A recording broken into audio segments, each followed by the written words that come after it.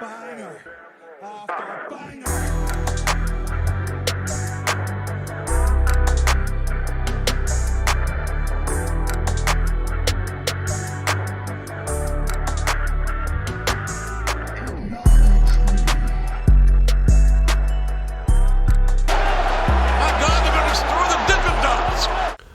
What's going on, guys? It's your boy Big Hero Chris back at you with another one. If you're new to the channel, go ahead and subscribe, leave me a thumbs up, ring the notification bell, hit me up on Twitter, TikTok, the community post.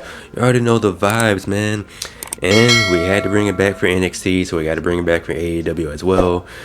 Every time you like this video, guys, this is going towards a noble cause because we have to stop Tony Khan from tweeting. So every time you like this video, every like, every thumbs up goes towards the Tony Khan shut the hell up and stop tweeting foundation.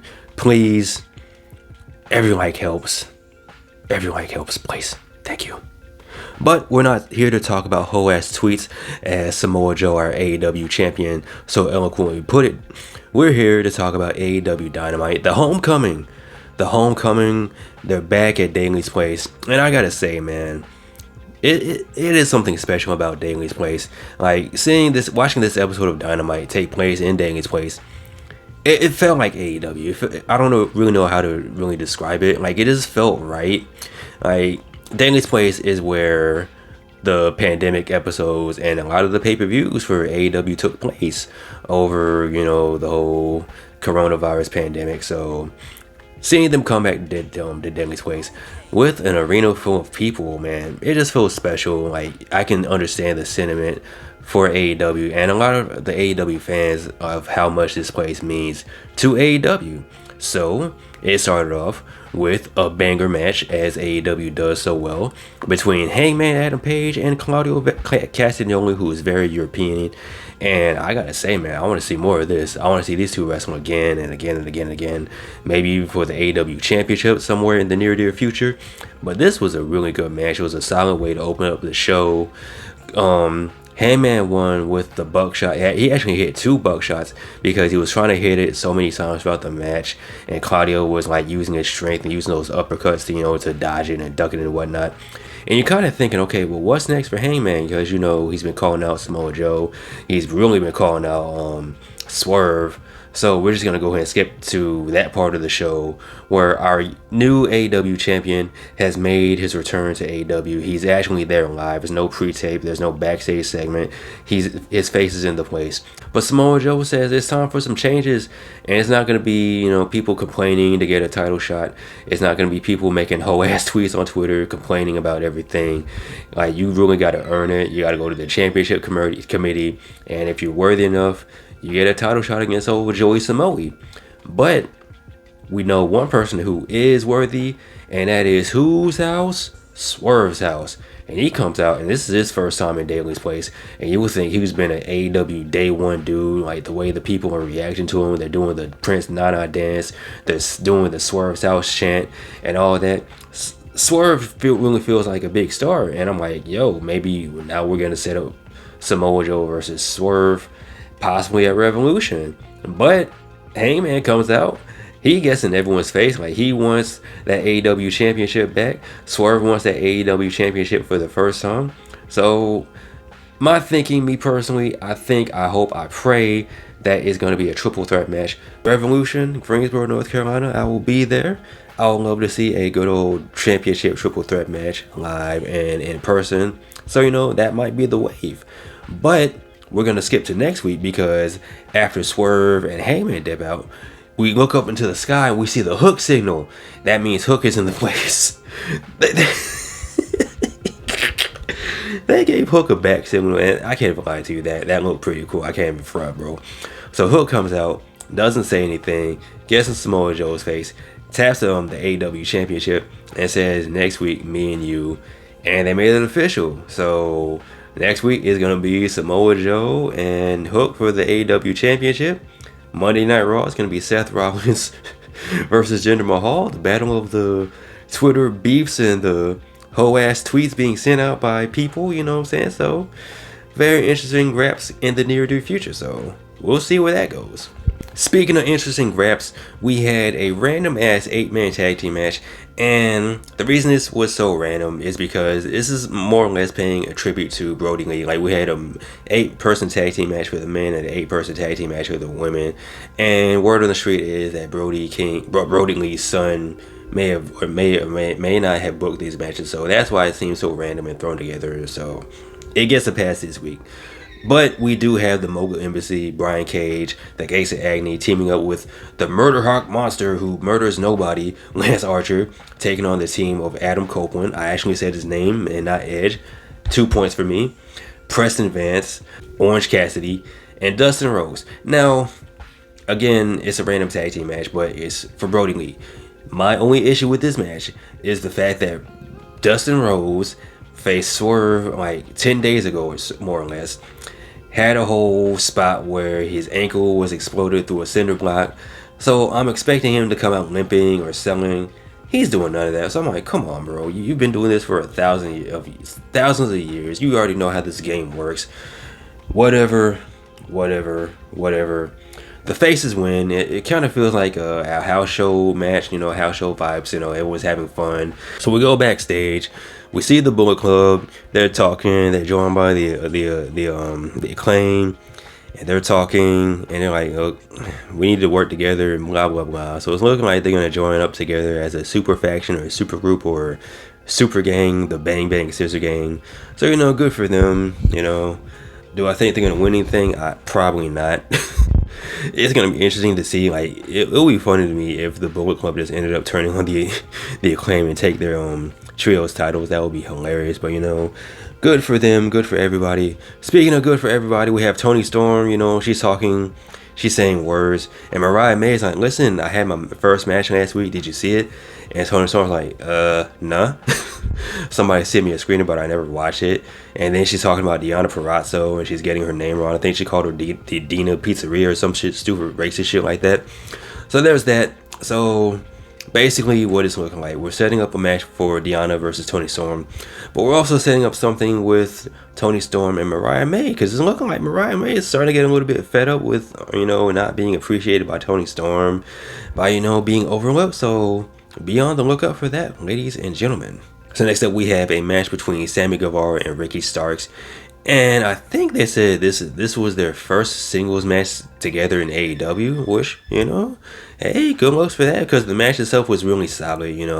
I like Ricky Starks, and I actually like Sammy Guevara.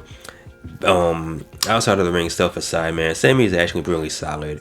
Even though he switches from heel to face to heel, like he's the Big Show, still a pretty solid worker, And this was a good match. And to my surprise, Sammy actually won the match.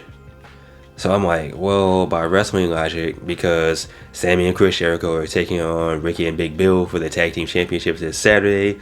So by wrestling logic, that means Ricky and Big Bill retain. Hopefully, maybe, probably not. But after the match, Big Bill comes out, and him and Ricky Starks put the beat down to Sammy Guevara. And Chris Jericho comes out. And you know how it goes. You just starts playing, and the people start singing. And normally, eventually, the music stops. But in this instance, the music did not stop. Chris Jericho was beating up Big Bill. They were fighting, and Judas was still playing. And my intuition is saying that they kept the music going to keep the boos from being heard, to drown out those boos. Because, people aren't really feeling Chris Jericho right now due to these accusations and allegations. And, people aren't feeling Chris Jericho, understandably so. So it kind of makes sense why they kept playing the music over and over and over and over. So we had the other random 8-person tag team match. This match made a little bit more sense because it was more aligned with the heels and the faces, outside of Anna Jay, who's kind of like been leading heel, but she's a former member of the Dark Order, and she's like one of the handpicked people from Brody Lee. So it kind of makes sense why she would be with the faces. So it was Anna Jay, Willow Nightingale, Chris Statlander, who had Soakley Hathaway ringside holding up a sign that says, will you let me manage you, or whatever. So Soakley is hilarious.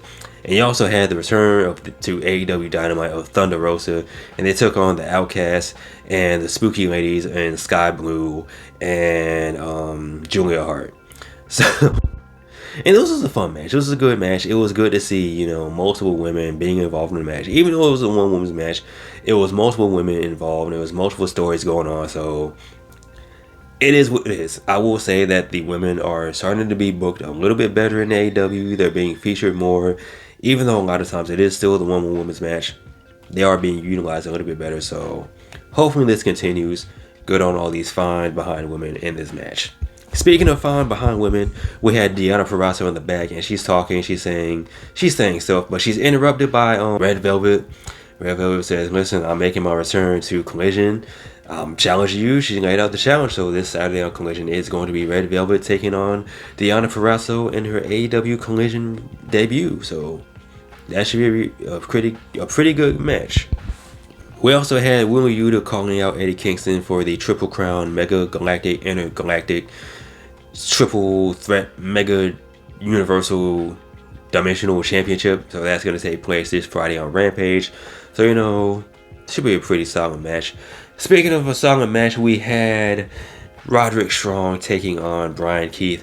And once again, we still haven't heard still tipping since, what was it, Ring of Honor weekend. So, listen, I understand, you know, the price is a little bit high for still tipping. But, you know, I think Brian Keith is affiliated with Swish Out. So you can get a deal or a discount or a family and friends plan or something like that, man. I just want to hear the song played on television. But, you know, that's above me. That's above my pay grade. Roddy ended up winning the match with the end of Heartache. And then after the match, you had the Undisputed Kingdom, mainly Adam Cole, you know, cutting a promo saying that, you know, that they're here to take over. They're here for a long time, not a good time. And pretty much reiterating what they said, what he said last week about, you know, Roderick Strong going after the International Championship, the Kingdom being, you know, the Ring of Honor Tag Team Champions, and of course Wardlow going after the AEW Championship. But this time he said we, as in him and Wardlow. So I'm definitely gonna keep my eye open as far as, you know, what Wardlow does, you know, with that. But this leads us to our main event. I think it's like a no disqualification match between Sting and Darby Allin taking on Takeshita and Powerhouse Hobbs. And, you know, this was Sting's last match in Dailey's place, and it was fun because, you know, it's anything goes. You know, Darby's doing crazy stuff. Takeshita and Powerhouse Hobbs are swinging and throwing Darby all over the place. Sting's diving off stuff, which I love. And this was a fun match, you know. This was one of those fun Sting Darby Allin matches. And I kind of wanted to see, I kind of want to see the Don Callis family win because, you know, it is Sting's retirement tour. But it would have been cool to, you know, do something major with the Don Callis family because, truth be told, booking wise, they kind of suck. Like, it's an elite group of talent being lumped together, and they suck. Like, they always lose for the most part when they're in group activities. Like, they can do stuff one-on-one, but as far as being in a group or a tag team, they lose. So by proxy, as a group, they suck. So Sting and Darby Allin ended up getting the win. After the match, Tony Schiavone interviews Sting. He says, "Listen, big dog, Revolution is a few weeks away. March is going to be around the corner. Who is going to be your final opponent at Revolution?" And before Sting can say anything, we hear the music of the Young Bucks. And I'm like, yo, they're back. And they come out wearing suits.